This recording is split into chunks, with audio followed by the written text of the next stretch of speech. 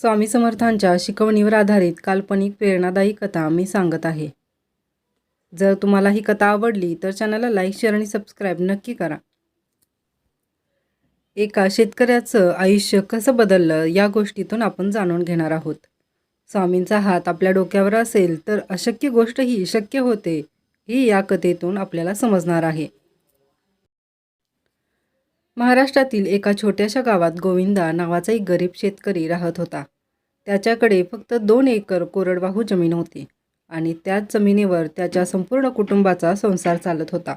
वृद्ध आई, पत्नी सीता आणि लहान मुलगा गणू हेच त्याचं विश्व होतं. गोविंदा प्रामाणिक होता, मेहनती होता, पण नशीब मात्र त्याच्या बाजूने कधीच नव्हतं.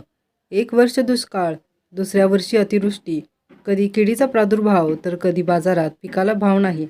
दिवस रात्र कष्ट करूनही घरात सुख नव्हतं.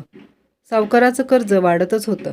एके दिवशी सावकार संतापून त्याच्या दारात आला आणि म्हणाला, गोविंदा, महिनाभरात पैसे भर, नाहीतर तुझी जमीन माझी. हे ऐकून गोविंदाच्या पायाखालची जमीनच सरकली. त्या रात्री तो घराबाहेर बसून आकाशाकडे पाहत होता आणि रडत होता. त्याला वाटत होतं की देवानेच त्याची साथ सोडली आहे. तेवढ्यात त्याची वृद्ध आई बाहेर आली. तिने त्याच्या डोक्यावर हात ठेवला आणि शांतपणे म्हणाली, बाळा, संकटात देवाला दोष देण्यापेक्षा देवावर विश्वास ठेव. अक्कलकोटच्या श्री स्वामी समर्थांचं नाव घे. ते चमत्कार करून संकट नाही मिटवत, पण संकटाशी लढण्याचं धैर्य नक्की देतात. आईचे शब्द त्याच्या मनात घर करून गेलं. दुसऱ्याच दिवशी पहाटेच त्याने अक्कलकोटला जाण्याचा निर्णय घेतला. काही पैसे उसने घेऊन तो पायी निघाला. 2 दिवसाच्या प्रवासात त्याने भूक, तहान आणि थकवा सहन केला, पण मनात एकच इच्छा होती, स्वामींच्या चरणी जाऊन मन मोकळं करायचं. अक्कलकोटला पोहोचल्यावर मंदिरात भक्तांची मोठी गर्दी होती. कोणी नामस्मरण करत होतं, कोणी शांतपणे ध्यान करत होतं, तर कोणी स्वामींच्या दर्शनासाठी रांगेत उभं होतं. गोविंदा एका कोपऱ्यात बसला आणि डोळे मिटून रडू लागला. त्याच्या मनात एकच प्रार्थना होती, स्वामी, माझं आयुष्य संपलं आहे, आता तुम्हीच काहीतरी करा. इतक्यात एक वृद्ध साधू त्याच्या जवळ आले. त्यांनी त्याची व्यथा ऐकून घेतली आणि शांतपणे म्हणाले, बाळा, तू स्वामींकडे फक्त संकट दूर करण्याची याचना करतो आहेस, पण कधी स्वतःला विचारलंस का, मी काय बदलू शकतो? गोविंदा गोंधळला. साधू पुढे म्हणाले, देव नांगर चालवत नाहीत, तो नांगर चालवण्याची ताकद देतो. श्रद्धा आणि कर्म यांची सांगड घातली की चमत्कार घडतात. हे वाक्य त्याच्या मनात खोलवर उतरलं. दुसऱ्या दिवशी तो गावाकडे परतला, पण यावेळी तो पूर्वीसारखा हताश नव्हता. त्याने गावातील अनुभवी शेतकऱ्यांना भेटायला सुरुवात केली. नवीन पिकांची माहिती घेतली, पाणी साठवण्याच्या पद्धती शिकला, सेंद्रिय शेतीबद्दल जाणून घेतलं आणि रोज सकाळी कामाला जाण्यापूर्वी फक्त एकच मंत्र म्हणू लागला, श्री स्वामी समर्थ. हळूहळू त्याच्या विचारांमध्ये बदल होऊ लागला. पूर्वी जो प्रत्येक गोष्टीसाठी नशिबाला दोष द्यायचा, तो आता प्रत्येक समस्येवर उपाय शोधू लागला. त्याने घराजवळील रिकाम्या जागेत भाजीपाला लावला, शेताच्या बांधावर फळझाडे लावली, पावसाचं पाणी साठवण्यासाठी छोटा खड्डा केला. सुरुवातीला गावातील लोक त्याची थट्टा करू लागले, अरे गोविंदा, एवढ्याने तुझं कर्ज फिटणार आहे का? पण तो कोणालाही उत्तर देत नसे. त्याला साधूंचे शब्द आठवत होते, कर्म बदललं की नशीब बदलायला सुरुवात होते. प्रत्येक रात्री तो स्वामींचं नामस्मरण करत आणि स्वतःला एकच वचन देत असे, मी हार मानणार नाही. काही महिन्यांनी त्याच्या शेतात हिरवाई दिसू लागली. भाजीपाल्यामुळे घरचा खर्च कमी झाला, फळझाडांनाही चांगली वाढ लागली. जरी कर्ज पूर्ण फेडलं नव्हतं तरी त्याच्या चेहऱ्यावर अनेक दिवसांनी समाधान दिसत होतं. त्याची पत्नी सीताही म्हणाली, आज खूप दिवसांनी तुम्ही हसताना दिसत आहात. गोविंदा हसून म्हणाला, स्वामींनी माझं नशीब नाही बदललं, त्यांनी माझा विचार बदलला आणि विचार बदलला की आयुष्य बदलायला सुरुवात होते. गोविंदाच्या आयुष्यात बदलाची सुरुवात झाली होती, पण प्रत्येक बदलाची खरी परीक्षा अजून बाकी होती. एका रात्री अचानक मुसळधार पाऊस सुरू झाला. सलग 3 दिवस पाऊस थांबत नव्हता. गावातील अनेक शेताप्रमाणे गोविंदाच्याही शेतातील काही पिकांचे नुकसान झाले. काही महिन्यांपूर्वीचा गोविंदा असता तर तो नक्कीच बसून रडला असता आणि नशिबाला दोष दिला असता, पण आता तो बदलला होता. त्याने स्वतःला सावरलं आणि मनात म्हणाला, स्वामी, संकट आलं म्हणजे हार मानायची नाही, हेच तर तुम्ही शिकवलंत.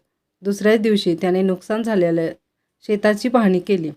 जे पीक वाचू शकत होते ते वाचवलं, उरलेलं पुन्हा लावण्याची तयारी सुरू केली. गावातील काही शेतकरी मात्र हात टेकून बसले होते. गोविंदा त्यांच्याकडे गेला आणि म्हणाला, आपण सगळे मिळून काम करूया. आज माझ्या शेतात या, उद्या मी तुमच्या शेतात येतो. त्याच्या या शब्दांनी अनेकांना धीर दिला होता. गावातील लोकांनी एकमेकांना मदत करण्यास सुरुवात केली.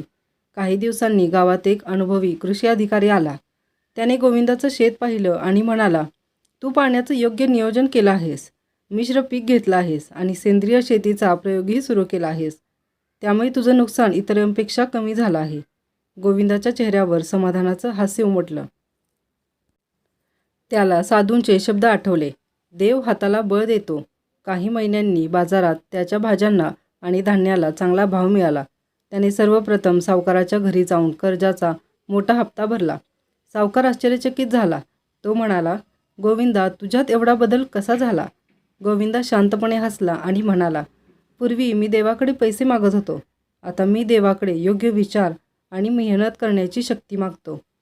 हे उत्तर ऐकून सावकारही काही क्षण शांत झाला. हळूहळू गोविंदाचं संपूर्ण कर्ज फेडलं गेलं. पण त्याच्या आयुष्यातला सर्वात मोठा बदल पैशात नव्हता, तो मनात झाला होता. पूर्वी संकट दिसलं की तो घाबरायचा. आता संकट दिसलं की तो उपाय शोधायचा. पूर्वी तो लोकांच्या यशाचा हेवा करायचा. आता तो त्यांच्याकडून शिकायला लागला. पूर्वी तो फक्त स्वतःचा विचार करायचा. आता गावातील इतर शेतकऱ्यांनाही मार्गदर्शन करू लागला. काही वर्षांनी त्याचं गाव प्रगत शेतीसाठी ओळखलं जाऊ लागलं. अनेक तरुण त्याच्याकडे सल्ला घ्यायला येऊ लागले.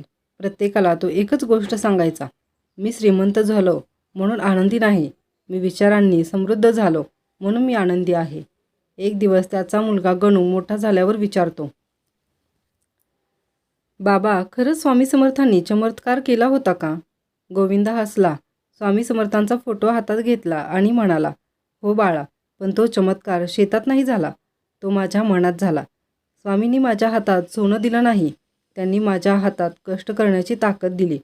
त्यांनी माझं नशीब बदललं नाही, त्यांनी ते बदलायचं धैर्य दिलं. त्यांनी संकटं दूर केली नाहीत, पण संकटावर मात करण्याचा विश्वास दिला. आणि माणसाचा विचार बदलला की त्याचं आयुष्य आपोआप बदलायला लागतं. त्या दिवशी संध्याकाळी गोविंदा पुन्हा एकदा अक्कलकोटला गेला. स्वामींच्या चरणी डोकं ठेवलं.